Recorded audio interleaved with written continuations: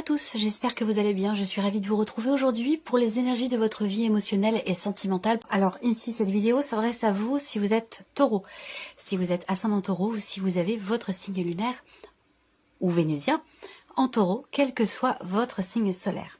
Alors, on regarde ici l'énergie qui vous entoure les taureaux. On a ici une énergie qui peut vous amener sur le chemin de la guérison, sur le chemin du mieux-être.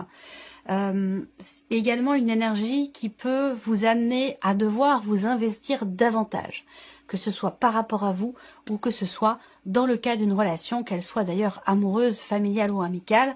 Ça va être bien sûr différent selon chacun de vous, puisque vous êtes quand même nombreux et nombreuses à regarder la vidéo. Donc ça ne s'inscrira pas de la même façon pour tout le monde et ça c'est tout à fait normal.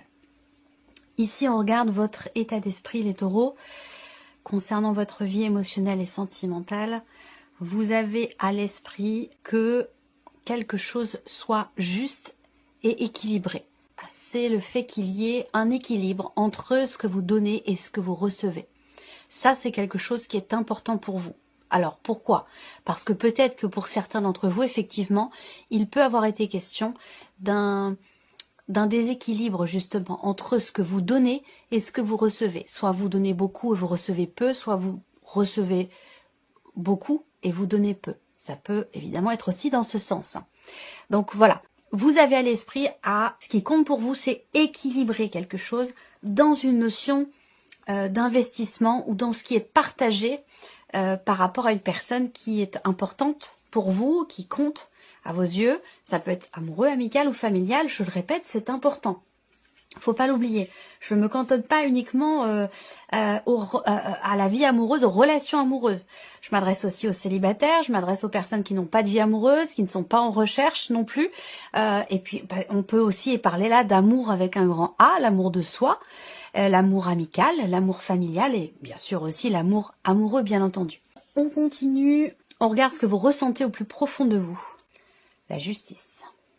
Alors, soit effectivement, là, vous êtes vraiment focus sur cette notion d'équilibre, qui est importante. Ça veut dire qu'il y a de fortes chances pour qu'effectivement, quand tout va bien, on ne se focalise pas sur les choses qui vont bien. Hein, voilà, on les vit et puis c'est tout. Donc je pense que je dis ça parce que vous êtes focus sur l'équilibre. Ça veut dire qu'il y a quelque chose de déséquilibré peut-être. Vous voyez, l'énergie qui vous entoure va vous amener à soit à guérir, à tempérer ou à réharmoniser quelque chose, que ce soit en vous ou que ce soit dans un relationnel qui est important. Vous avez à cœur aussi que peut-être justice soit faite, peut-être que vous êtes en plein milieu d'une procédure de divorce, c'est possible pour certains d'entre vous, et vous avez à cœur effectivement que justice soit faite. Il a peut-être été question à un moment donné aussi d'un sentiment d'injustice, et ce besoin, cette envie, cette volonté aussi que quelque chose revienne à sa place, que quelque chose se remette en ordre ou que justice soit faite, effectivement, ça c'est possible également. Pour d'autres, ce qui est ressenti au plus profond de soi, ça peut être aussi tout simplement une harmonie, un équilibre, puisque vous avez à l'esprit cette notion d'équilibre, de donner-recevoir.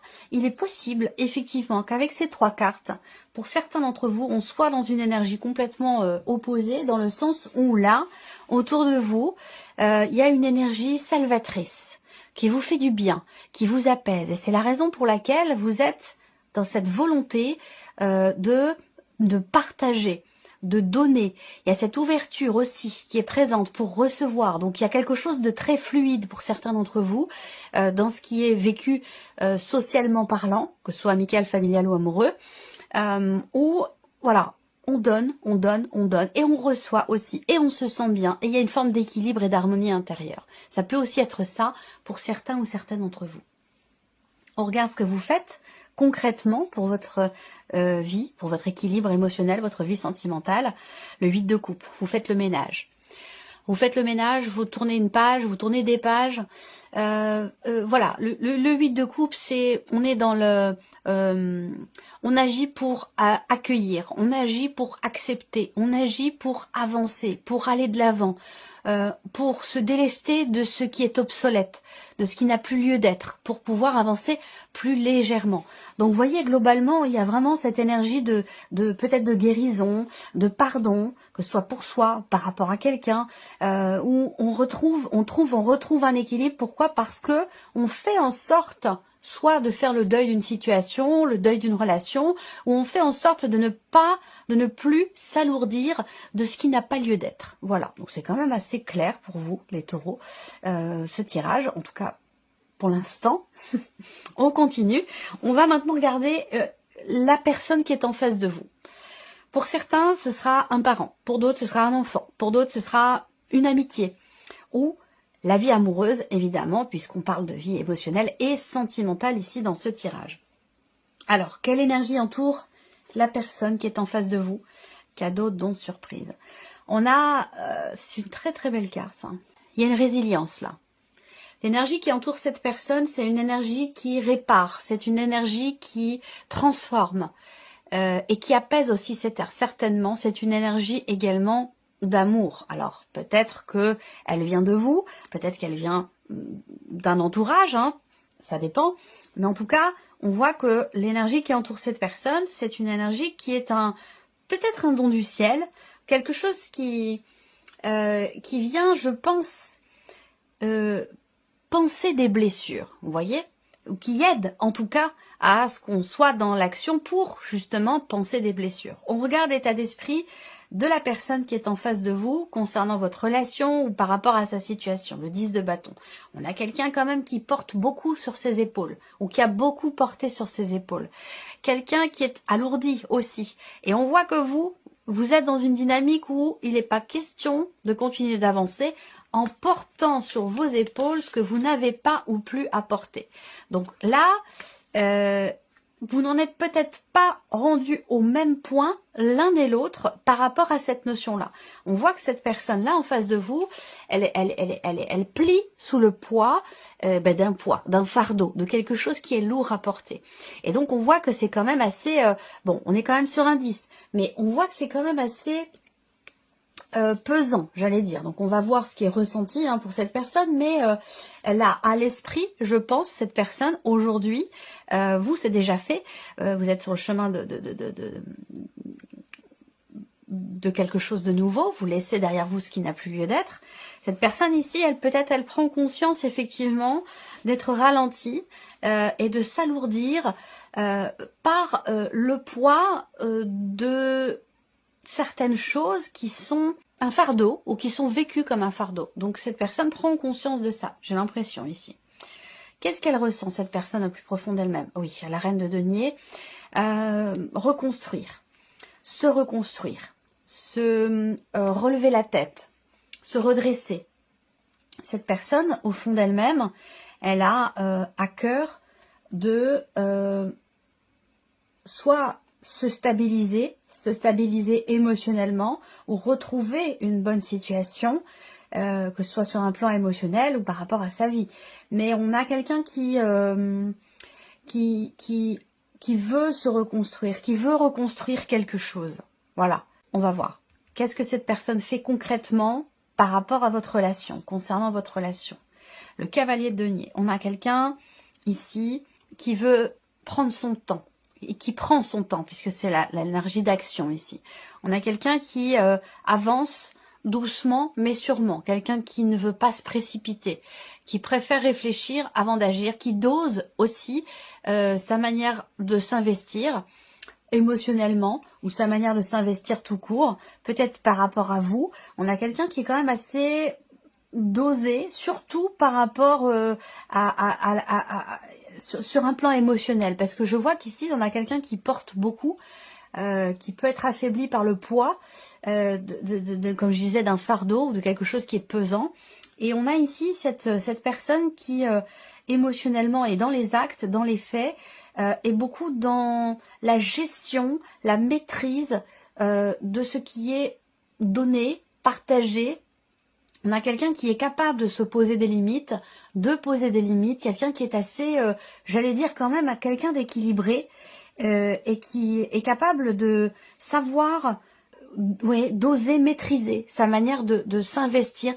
Je pense que là, c'est pas quelqu'un qui s'économise ou quelqu'un qui est calculateur, c'est plutôt quelqu'un qui a connu l'épuisement par une situation, par quelque chose, et qui sait aujourd'hui comment faire pour ne pas se laisser déborder. Vous voyez, ne pas se laisser envahir. Et donc, c'est dans cette mesure-là que là, on a quelqu'un qui prend son temps, qui ne veut pas se précipiter ou mettre la charrue avant les bœufs. On a quelqu'un qui est dans la prudence, dans la modération, voilà. Et qui est dans une volonté aussi quand même de se construire, de se reconstruire. On va mettre vos énergies respectives en corrélation et voir ce qui ressort. Alors, vos états d'esprit respectifs. On peut parler ici d'une non-acceptation. C'est-à-dire que là, si vous partagez ce qui se passe dans vos têtes respectivement, là, on peut avoir un refus, on peut avoir un rejet, on peut avoir un déni, on peut avoir une non-acceptation de la situation ou de ce que l'autre pense ou dit. Vous voyez, le 8 d'épée, on voit bien qu'il y a quelque chose qui n'est pas accepté. Ou alors on ne veut pas voir. On fait semblant de ne pas voir ou on ne veut pas regarder. Vos ressentis respectifs. Non-communication. C'est compliqué. C'est très compliqué.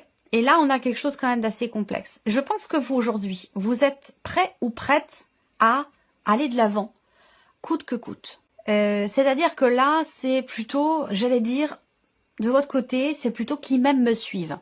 C'est-à-dire que si on vous suit pas, vous irez quand même dans la direction de l'après, de votre futur, de votre avenir.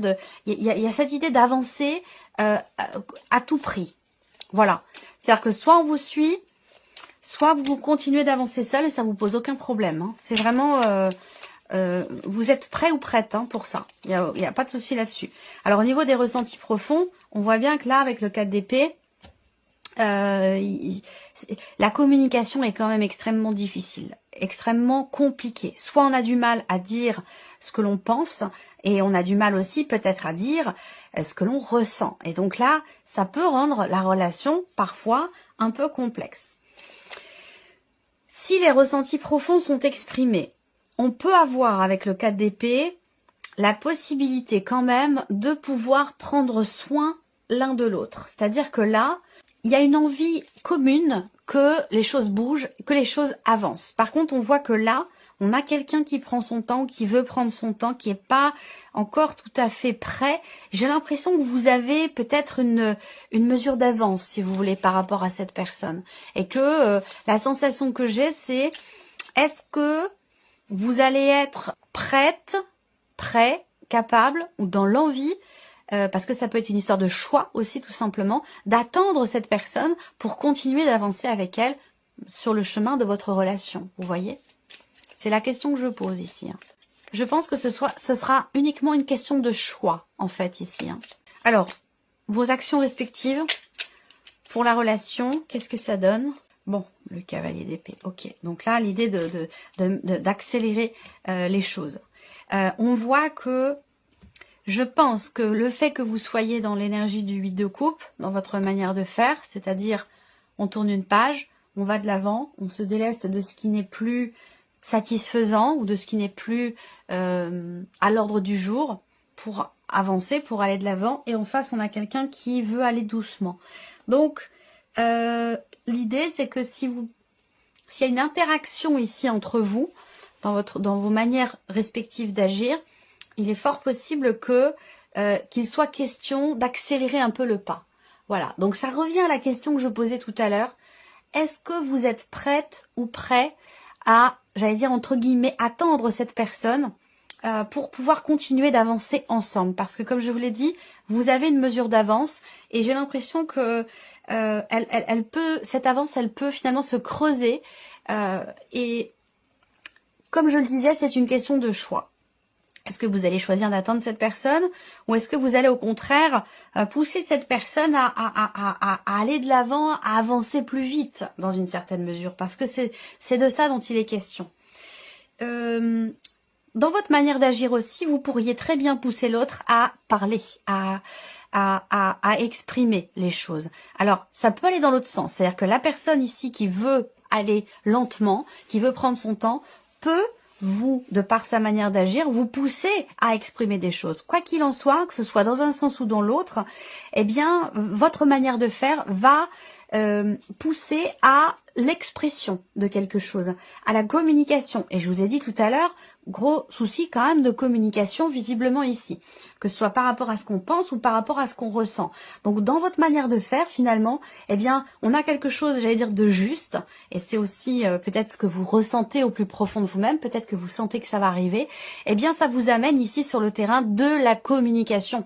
Donc il va être question de parler clairement, d'exprimer clairement ce qu'on veut, ce qu'on ne veut plus, pour pouvoir avancer ou pour pouvoir faire avancer la relation. Voilà pour vous, mes chers taureaux. Alors, ici, on va regarder maintenant un message. Alors, ici, première carte, chiffre 1, et vous avez 2 cartes. Alors, la première carte, le premier message. Je sais que ce que je raconte sur l'autre n'est pas toujours la vérité. Et si mon mental avait tort? Et si je n'avais qu'à regarder mon partenaire différemment pour me sentir apaisée? Mon partenaire ou la personne qui est en face de vous. Hein. Quel est le plus important pour moi dans l'histoire? Avoir raison et être en colère, ou accepter de ne pas tout savoir sur ses intentions et me sentir en paix? Ça, c'est votre première carte et vous avez une deuxième carte. J'agis pour manifester ce qui se passe en moi. Faire de son mieux signifie que je passe de l'idée à l'action. Ceci pour ressentir les changements dans mon corps, mais aussi dans ma vie, en réponse au mouvement que j'ai impulsé au départ. Deuxième carte ici, chiffre 2. Je me parle à moi-même comme à mon meilleur ami. Si je ne me sens pas assez digne pour me parler avec bienveillance, pourquoi les autres devraient-ils en faire autant? Ne suis-je pas parfois mon pire juge? J'apprends à avoir une parole impeccable, autant pour moi-même que pour les autres. Et la troisième carte ici, chiffre 3.